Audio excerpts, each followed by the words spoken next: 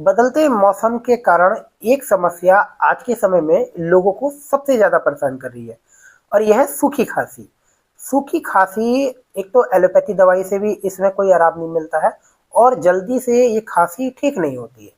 तो इसके लिए मैं आज आपको एक सामान्य सा नुस्खा बताऊंगा। आप 2 से 3 लहसुन की कली लीजिए।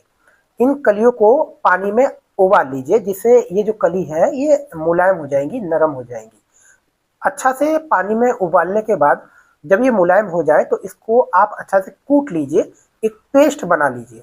इसके बाद इसमें आप थोड़ा शहद मिलाइए और इसके बाद इसमें अच्छा से शहद मिलाकर आप इसको धीरे धीरे खाइए। तो आपकी जो सूखी खांसी है इसमें आपको 1 से 2 दिन में ही पूर्ण रूप से आराम मिल जाएगा और गले में एक तरह से जो रफ सा लगने लगता है, जो खरखराहट होने लगती है, वो भी ठीक हो जाएगी और खांसी भी पूर्ण रूप से ठीक हो जाएगी।